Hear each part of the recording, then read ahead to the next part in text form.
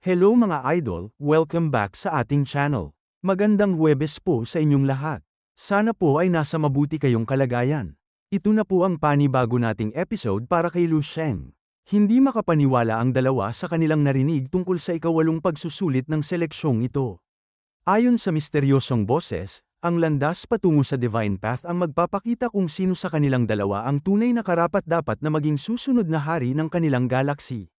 Upang malaman kung sino ang nararapat, kailangan nilang maglaban at patunayan kung sino ang tunay na makakapaglakad sa Divine Path. Ang mga salitang ito ay nagdulot ng matinding pananabik kay Delos. Para sa kanya, napakalaking bagay ang pagkakaroon ng titulo bilang susunod na Crown King. Gayon din ang naging reaksyon ni Lasheng, lalo na dahil buong buhay niyang nilalakbay ang landas ng pakikipaglaban upang maabot ang pinakarurok ng kapangyarihan at maprotektahan ang sarili laban sa mga makapangyarihang nilalang na maaaring lumitaw sa hinaharap. Gayunpaman, ngayon lamang niya narinig na kinakailangan palang tahakin ng isang mandirigma ang Divine Path upang maging isang tunay na hari. Para kay Lasheng, napakalaking oportunidad nito. Naisip niya na ang Path of Kinghood na tinutukoy ng misteryosong boses ay tiyak na may napakalaking pakinabang para sa kanya.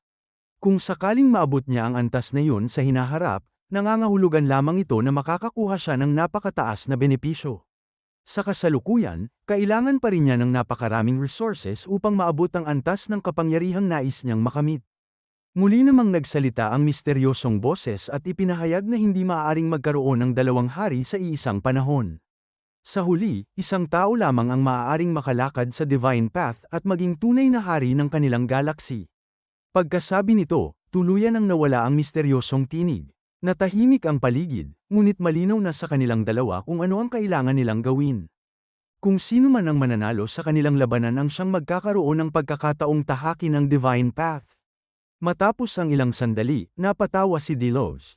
Matagal na niyang hinihintay ang pagkakataong muling makalaban si Lasheng, at ngayon ay mismong sa huling pagsusulit pa ibinigay sa kanya ang pagkakataong yon. Agad niyang pinakawalan ang kanyang napakalakas na enerhiya at sinabi kay Lasheng na oras na upang patunayan niyang swerte lamang ang naging dahilan ng pagkatalo nito sa kanilang nakaraang laban. Kasabay nito, inilabas niya ang kanyang sandata at ipinahayag na walang sinuman ang makakakuha sa kanyang tadhana bilang tunay na hari. Kahit pa ang kanyang kalaban ay isa sa pinakamalakas na martial artist ng kasalukuyang henerasyon, hindi niya ito uurungan. Para kay Delos, nagkakamali ang misteryosong boses dahil mula pa sa simula ay iisa lamang ang tunay na hari. Ang Heavenly Serpent ay itinadhana na para sa kanya mula pa nang siya ay ipanganak, kaya walang sino man ang karapat-dapat na tawaging isa pang hari habang siya ay nabubuhay. Siya lamang ang nararapat sa titulong yon, at hinding-hindi niya hahayaang sabihin na silang dalawa ni Lasheng ay maaaring maging parehong hari ng kanilang henerasyon. Kasabay nito, agad na umatake si Delos patungo kay Lasheng. Wala na sa kanyang isipan kundi ang makapaghiganti at patunayan na siya ang mas malakas sa kanilang dalawa. Para sa kanya, ang pagkatalo ni Lasheng ang magiging pinakamalinaw na patunay na siya ang nag-iisang hari ng galaxy na ito. Dahil sa napakabilis na paggalaw ni Delos, isang nakakatakot na enerhiya ang biglang kumalat sa buong paligid. Winasak nito ang bawat layer ng space na nakapalibot sa lugar sa loob lamang ng ilang sandali. Nagulat ang lahat ng nakasaksi sa kanyang kapangyarihan. Halos hindi na nila kayang manatili sa kanilang kinatatayuan dahil napuno ang buong lugar ng naglalakihang kidlat at aura of destruction. Sa sandaling yon, tila naging ganap na home ground ni Delos ang buong battlefield. Ang kanyang anyo habang sumusugod, kasama ang napakalaking law of lightning na umaaligid sa kanyang likuran, ay tunay na nakakatakot. Ngunit sa paningin ni Lasheng, tila walang anumang kahulugan ang napakalaking pressure na yon. Nanatiling kalmado ang kanyang mga mata at ekspresyon, na para bang hindi siya nababahala sa paparating na labanan. Kasabay nito, nagsimulang mag-react ang halos 300 million immortal cells sa kanyang katawan. Para bang kusang pinuprotektahan ng mga ito ang kanyang buong katawan laban sa mapanirang aura ni Delos. Dahil dito, nagsimulang lumabas mula sa katawan ni Lasheng ang ilang uri ng itim na enerhiya habang unti-unting nagbabago ang kanyang anyo. Humaba at nagbago ang kanyang buhok na tila isang puting kidlat, habang isang napakatinding liwanag ang sumibol mula sa kanyang katawan. Ang aura na inilabas niya ay napakalakas, na para bang isang tunay na Diyos ang bumaba mula sa kalangitan.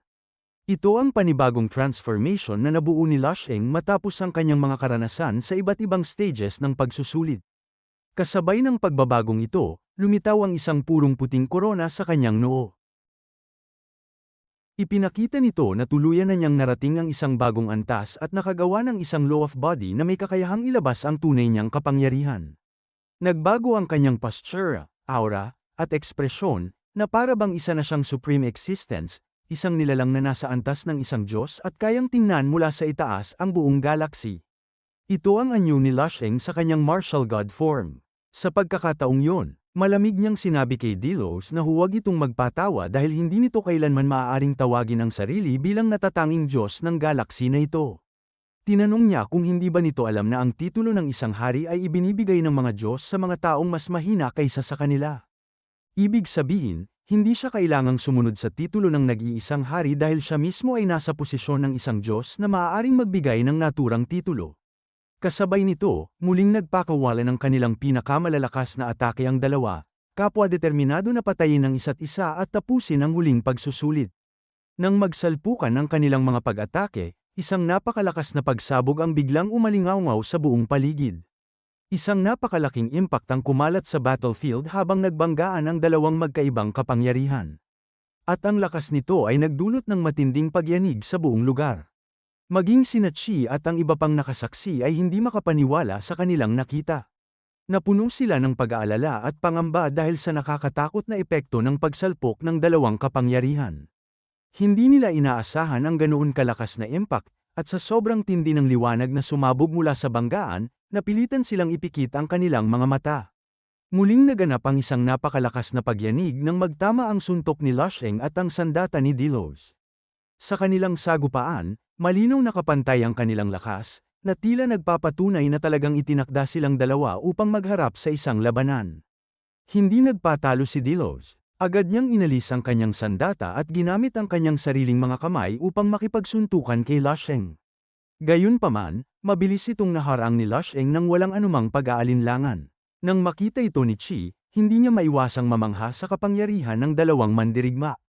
Para sa kanya, tunay na nakakatakot ang kanilang lakas. Lalo na dahil kapwa sila mga bagong solte pa lamang sa antas ng martial god.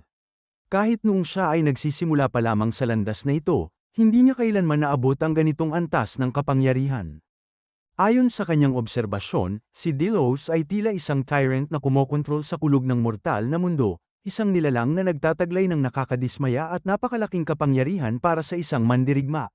Samantala, si Lusheng naman ay tila isang tunay na Diyos na nakatayo sa ibabaw ng mortal na mundo, isang uri ng nilalang na karaniwang naririnig lamang sa mga sinaunang alamat. Pareho silang nagtataglay ng napakatinding talento, kaya ang tawagin silang mga henyo ay tila napakababaw na paglalarawan lamang sa kanilang dalawa. Hindi rin may kukumpara ni Chi at ng kanyang mga kasama ang kanilang sarili sa dalawang ito, kahit nasa antas na sila ng martial god. Para sa kanila, ang labanan nina Lusheng at Delos ang pinakamagandang nourishment matapos nilang malampasan ang 7 stages ng selection. Ang bawat paglalaban ng kanilang laws ay lumilikha ng napakalalakas na shockwave na tila kayang wasakin ang buong mundo. Karaniwang nakikita lamang ang ganitong uri ng kapangyarihan sa labanan ng mga martial artist na nasa level 14. Kaya naman hindi pa rin makapaniwala si Chi sa kanyang nasasaksihan. Higit pa rito, ang lakas na nagmumula sa kanilang mga pag-atake ay nagpapagalaw sa cosmic space, sa kabila ng napakaraming array na inilagay upang patibayin ang lugar at protektahan ito laban sa mga pag-atake ng mga halimaw. Ngayon lamang nakaranas ang kanilang akademya ng ganitong uri ng pagyanig, kaya halos hindi nila matanggap na dalawang bagong martial god pa lamang ang may kakayahang lumikha nito. Samantala, hindi tumigil si Delos. Muli niyang pinalakas ang kanyang kapangyarihan habang walang tigil na inaatake si Lusheng. Gusto niyang patunayan sa kanyang kalaban na higit siyang malakas at siya ang tunay na karapat-dapat na maging hari. Kasabay nito, nagsimulang bumuo ng napakalakas na kidlat ang kanyang sandata. Mabangis niyang ipinakita kay Lusheng ang kanyang susunod na galaw at inilabas ang kanyang pinakamalakas na teknik, ang Star Prison Wind Thunder Kill. Napakataas ng antas ng kapangyarihang taglay ng ataking ito, kaya nais niyang makita kung makakaya pa bang harangan ni Lusheng ang ganitong uri ng atake at kung makaliligtas pa ba ito matapos tamaan. Muling napasigaw sa gulat si Chi nang makilala niya ang teknik na ginamit ni Delos. Ito ang tinatawag na Weapon Condensation Realm Art. Hindi siya makapaniwala na nagawa ito ni Delos, lalo na't bagong pasok pa lamang ito sa antas ng martial god. Kaya na nitong i-condense ang law of power at gamitin ito bilang isang aktwal na sandata. Para kay Chi, isang bagay itong halos hindi ka panipaniwala dahil kahit siya na matagal nang nasa antas ng martial god ay hindi pa rin nakakamit ang ganitong antas ng mastery. Agad na pinakawalan ni Delos ang kanyang napakalakas na atake. Sa ilalim ng napakalaking kapangyarihang yun ay naroon si Lusheng. Ngunit kahit gaano katindi ang pressure at destruction na dala ng atake, nanatiling kalmado ang ating bida. Wala siyang ipinakitang kahit katiting na takot. Samantala, labis na nabahala ang mga kasama ni Chi dahil kung tatanggapin ni Lusheng ang ataking iyon nang walang anumang depensa, tiyak na mawawasak ang kanyang katawan. Kaya naman hindi nila maiwasang mag-alala kung paano niya haharapin ang napakalakas na pag-atake ni Delos. Hindi na nag-atubili si Lusheng. Agad niyang inactivate ang kanyang psychic power. At napuno ng napakalakas na psychic energy ang kanyang kamay. Ang enerhiyang ito ay mabilis na kumalat at bumalat sa law of space. Mula rito, unti-unti niyang binuo ang isang napakalaking pana gamit ang kanyang psychic energy. Ang mismong bala ng pana ay binuo mula sa kapangyarihan ng kanyang law of space, na lalong nagpalakas sa magiging atake. Ang sandatang ito ay nabuo mula mismo sa kanyang law of power, at nang tuluyan na niyang pakawalan ang single beam of light, bigla itong bumulusok patungo sa kalangitan at dumiretso sa direksyon ni Delos. Bawat espasyong dinaanan nito ay agad na nagkakawatak-watak, dahil ang kapangyarihan ng atake ay lumampas na sa kayang tiisin ng mismong law of space. Upang mas maunawaan ang antas ng kanilang kapangyarihan, ang Level 13 Martial God Realm ay nahahati sa 5 pangunahing realms. Ang unang realm ay ang First Realm of Invocation, kung saan natututunan ng isang martial artist kung paano buuin at gamitin ang Law of Power. Ang ikalawang realm ay ang Control Realm, kung saan kinakailangan niyang makuha ang ganap na kontrol sa kapangyarihang kanyang nilikha. Ang ikatlong realm ay ang Weapon Condensation Realm. Kapag ganap ng nakokontrol ng isang martial artist ang kanyang law of power, maaari na niya itong i-condense at gawing sandata sa iba't ibang anyo. Ang ikaapat na realm ay ang Dominion Realm. Sa antas na ito, hindi na lamang ginagamit ng martial artist ang kanyang law of power bilang sandata. Kaya na rin niyang bumuo ng isang sariling domain gamit ang kanyang law. Ang ikalimang realm naman ay ang Fusion Realm, ang pinakamataas na antas ng Level 13 Martial God. Sa realm na ito, hindi na umaasa ang martial artist sa domain na kanyang nilikha dahil ang mismong katawan niya ay ganap ng nakapagsanib sa law of power. Dahil dito, nagiging bahagi na mismo ng kanyang katawan at existence ang law na kanyang nauunawaan at ginagamit. Ayon kay Chi, ang napakalaking majority ng mga level 13 martial artist ay hanggang first realm lamang nakakarating. Napakahina ng kanilang understanding sa law of power, kaya hindi sila maituturing na tunay na malalakas kumpara sa mga may pambihirang talento. Maging ang mga senior students ng kanilang top academy ay kadalasan ay hanggang second realm, ang control realm, lamang nakakarating. Sa antas na ito, mas mahusay na nilang nagagamit ang kanilang power rolls upang protektahan ang kanilang sarili at palakasin ang kanilang mga diskarte, ngunit hindi pa nila kayang i-condense ang kanilang law of power bilang isang aktwal na sandata. Ngunit ang kanilang nakikita ngayon ay isang pambihirang sitwasyon. Ang dalawang bagong martial god na sina Lusheng at Delos ay kapwa may kakayahang gamitin ang third realm, ang Weapon Condensation Realm. Higit pa rito, hindi lamang simpleng pag-condense ng kanilang law ang kanilang ipinapakita. Ang kapangyarihang taglay ng kanilang mga sandata ay napakalakas at higit na mataas kaysa sa inaasahan mula sa mga bagong solte sa antas na ito. Para kay Chi at sa iba pang mga martial artist, malaking karangalan na ang makarating sa second realm ng martial god. Ang isang taong nakakaabot sa antas na yun ay maaari nang ituring na isang tunay na expert. Ngunit sa pagdating ni Lusheng at Delos, tila nabasag ang kanilang dating pananaw. Ang dalawang ito ay parehong newcomers at hindi pa man nakakapasok sa kanilang akademya. Ngunit ang kanilang mastery sa law ay nasa isang antas na kayang lampasan ang maraming veteranong estudyante ng kanilang buong paaralan. Sa unang sagupaan pa lamang, ipinakita na nina Lusheng at Delos ang kanilang pambihirang talento at napakalalim na understanding sa law of power. Ang kanilang kakayahan ay hindi na maaaring ikumpara sa ordinaryong mga martial god. Sila ay parehong nagtataglay ng mastery na kayang isupas ang mga veteranong estudyante, dahilan upang hindi maitago ni Chi at ng kanyang mga kasama ang kanilang matinding pagkagulat. Samantala, sinabi ng kasama ni Chi na nauunawaan niya kung bakit nagawa ni Delos na maabot ang ganitong antas.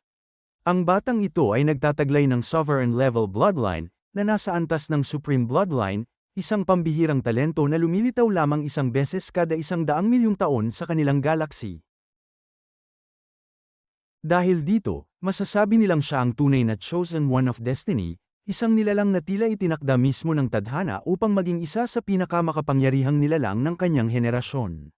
Gayunpaman, ang higit na hindi maunawaan ng kanyang mga kasama ay kung paano nagagawa ni Lushing na makipagsabayan sa kanya, lalo na't hindi pa nila alam ang tunay na lawak ng talento at physical power na taglay ng kanilang bida. Ang kakayahan niyang tapatan ng isang nilalang na may ganitong uri ng bloodline ay isang bagay na halos imposibleng mangyari. Agad namang ipinahayag ni Chi na mas nakakagulat pa ang katotohanang kanyang nalaman. Wala palang sovereign bloodline o supreme bloodline si Lushing. Ang kanyang natural na talento ay nasa immortal level lamang. Sa kabila nito, nagagawa niyang makipagsabayan sa isang nilalang na nagtataglay ng sovereign level bloodline.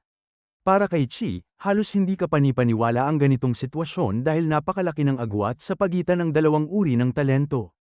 Labis na nagulat ang kasama ni Chi nang marinig ang katotohanan ito. Hindi niya inaasahan na ang isang martial artist na may immortal level talent lamang ay maaaring makipagsabayan ng harapan sa isang nilalang na nagtataglay ng supreme bloodline na nasa sovereign level.